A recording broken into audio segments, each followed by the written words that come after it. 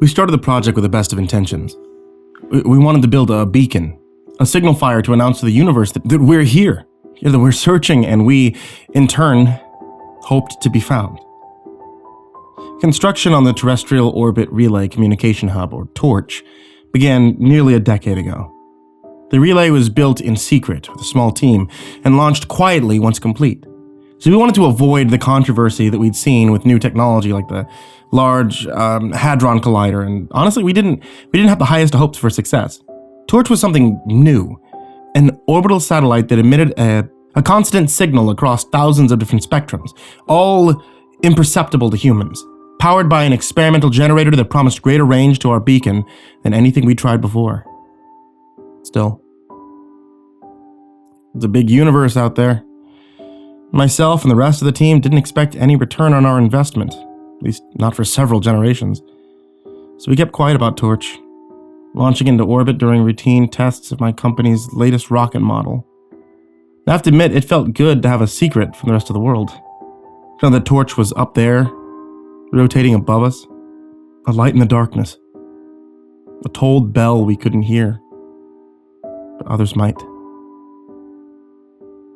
TORCH was in orbit for less than 3 years before we heard the first rumors about the Red Star. My company had a friendly rivalry with NASA, so we joked that they're the old guard, hands tied by politics and budgets, but sometimes still beat us to the punch.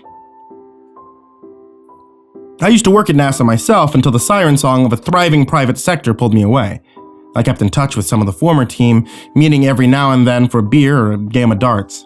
Our only rule was no shop talk, so I knew something was wrong when Benny asked me about work. "Hey, you noticed anything out of the ordinary?" he asked me, long fingers tapping on the table next to his untouched drink. It was just the two of us meeting for a beer. I had been rambling on about the difficulties of trying to build a chicken coop in our backyard since we arrived at the bar, and I hadn't noticed his distracted expression. Define out of the ordinary?" I replied after a moment. The room was nearly empty. Not too much traffic after 4 p.m. in a dive bar, but Benny still leaned in close, voice dropped to a whisper. "There's something out at the edge of our vision, our equipment. It's inconsistent. They're 1 hour, gone the next. Never in the same place twice. A tangled mire of electromagnetic interference, white noise that we can't..." Benny clenched his hand in frustration. "We just can't." I took a drink, finishing my beer, trying to process what I was hearing. "You say this, whatever it is moving?" I asked. "Constantly." Benny looked at me, directly in the eye for the first time since we sat down. There was fear written onto his face, primal terror of the first man who heard thunder and didn't know what it meant. I think whatever it is, it's coming towards us," he said. I promised Benny that I'd keep an eye out and let him know if we found anything. But that night, lying awake in bed, I kept telling myself that he was getting worked up over nothing. It's most likely an equipment malfunction. I mean, Lord knows, the only thing holding NASA together these days are elbow grease and red tape.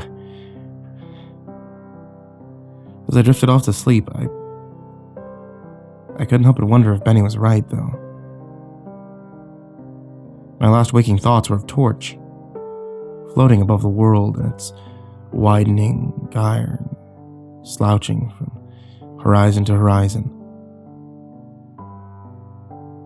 The machine was both beacon and bell, candle and horn, shouting humanity's existence into the empty dark.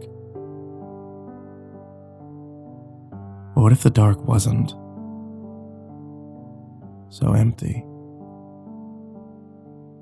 What if the dark saw the little flame we shot in the sky? What if the dark was curious? I couldn't tell if I was more afraid or excited. The first public rumors of a new star in the sky, scarlet and bright, came in less than 48 hours after my beer with Benny. It didn't take long for reports of the red star to pour into my company. According to witnesses, the star would shift around the sky, not just each night, but every few minutes. Some people claimed to see it clear and sharp, while others said that it was barely a crimson smudge in the sky. We detected occasional blips in our sensors, like flashes of polar lights, but nothing concrete. The star, for us, remained a phantom. It took a lot of money and favors being called in to keep the reports from the news. We needed more time to investigate before the story broke. If it was nothing, if the red star was some hoax or mass hallucination or natural phenomena, then Torch would stay a secret. But if this really was first contact, our logistics team was already working on plans for the parade, and our CEO was on at least the third draft of his Nobel Peace Prize acceptance speech. We kept searching, electronically and by telescope, for any signs of the red star. On the 5th night after my meeting with Benny, I saw the star with my own eyes. The work was rough that day, more unverified star sightings, but something else. There were new stories of hysteria, even violence, from some who claimed that they saw the red star. There was an unsettling account of a man taking his family onto their roof so they could see the star just as he had the night before. And when his wife and kids tried to go to bed, the man reportedly tied them up in chains and staked the chains into the roof. When his family became tired and their eyes began to close, the man removed their eyelids with an X-Acto knife. At least that's what we heard. But it seemed like an urban legend to me. Bullshit or not, I couldn't stop thinking about the family on the roof, bodies chained, eyes open, as I waited in my backyard looking up at the sky. I was out there for hours with my telescope. One of the best personal models money could buy. The sky was beginning to turn lavender with the first light before I finally pulled away and sat back. I blinked, tired, glanced up, and there it was. Razor red and bright, right above Ursa Major. I froze. You ever been caught in a riptide, you know?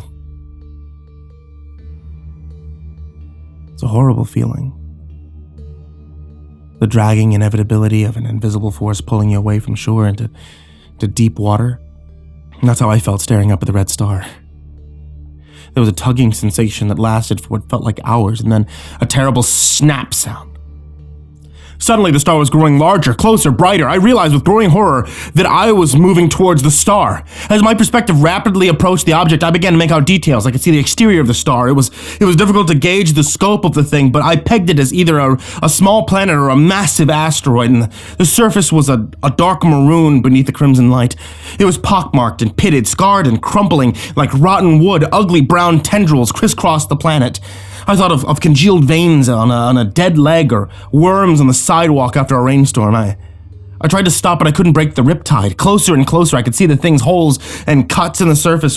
They were all deep. I was drawn into one of the pits, and I felt myself stop above the deep dark.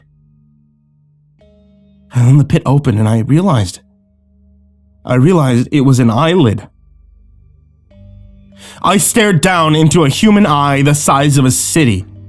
Bright blue and intelligent, the eye blinked and focused on me, and I saw it. It was sharp and clear, and I knew without a doubt that it saw me. And I knew it hated me. The raw malice crushed me, and the terror was beyond enough to break the pull of the star. I felt extraordinary vertigo, then falling, and I blacked out. When I awoke, I was back on Earth. In the bathroom of my house. I had no recollection of leaving my backyard. The sun shone clear and autumn warm through the window behind me, and for a moment I convinced myself the red star was the worst nightmare I'd ever experienced. And then I felt something move my head until I was looking in the mirror, and I felt something blink my eyes, and when I opened, my green eyes were gone. Replaced with cobalt blue, something smiled with my mouth. I screamed. I ripped myself away from the mirror. I fell. I struck my head, and I was out again. That was earlier today. When I woke up, I kept my eyes closed, and I crawled into my bedroom. It must have taken me over an hour to open them, even longer to fumble towards my buzzing phone, and there was a dozen missed calls, even more texts, calls from Benny from work. From other members of the Torch team, the text told of story. Reports of the Red Star sightings jumped exponentially the night before, as did unconfirmed rumors of violence and disturbing activity amongst those who saw the star. We wouldn't be able to keep the story from the news much longer. My boss wanted all hands on deck. He still saw this as a golden opportunity for us to reveal Torch to the world, to claim credit for finding signs of life out in the stars, for welcoming that life to our doorstep. Something in me shifted. Something was getting comfortable. I felt sick, violated, and strangely claustrophobic. I had a passenger. I don't know how much longer it'll be with me. Already I hear whispers, thoughts in my head that I'm not sure are my own. They certainly, the only certainty that I have is that I have to shut down Torch. I mean, maybe it's too late. Maybe it's too late, but I can stop Torch from sending its signal. And if I kill that beacon, then maybe the star will lose track of us. Humanity can crawl back into the dark cave and hide and wait until the predator passes by. In the old stories, fire was a protector. Light kept the monster away, but in reality, I think the light just got their attention.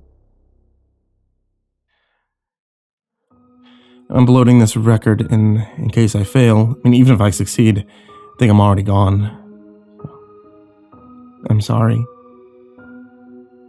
We started with the best of intention. And if I can't shut off Torch, if the red star is already too close, you'll know soon enough it'll be on the news. It'll be all of the news. Be careful. Stay inside. Particularly at night. Go underground if you can. Whatever's coming, try to wait it out. And should you find yourself outside at night for any reason, keep your eyes down and keep your guard up. If you see someone standing perfectly still, staring up into the starry sky, run. Because if they notice you, if we catch you, I will make you look.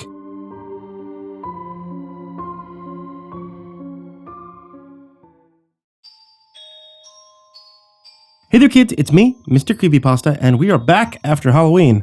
So, I want to give a big thank you to my Patreons. Those specifically are the ones that are in the description, and Joey Gilbert, Daniel Poulsen, Trace Miles, Jordan Alexander Sanchez, Wayne Milstead, Chumpinski, Ken Lando Higuchi, Brianna Tine-Janzen, Buddy Burroughs, Stephen VanHuss, Tristain Pelton, G Weevil 3, Asia, the Red Oak Shield Virus, Sandy Barney, Nico Kaeo, Caleb Dougal, Dante Rao, Last Blade Song, The Ginger Bros, Don Mewmeister, Eliminator 86, Nebsky, Alex, Steampunk Sinner, The Rafael Rodriguez, Optimistic Avocado, and Dr. Strawberry. If you guys would like to join them, you can always head over to patreon.com/MrCreepyPasta. Even helping with $1 actually helps keep me alive. So, a big thank you to all of you who are there from $1 all the way up to however much that you guys give. Thank you. I appreciate you guys subscribing and checking back with the channel every single day because, dear Lord help me, we are on daily uploads, meaning new horror stories from me here at MrCreepyPasta on YouTube or MrCreepyPasta on Spotify. Sweet dreams, kids.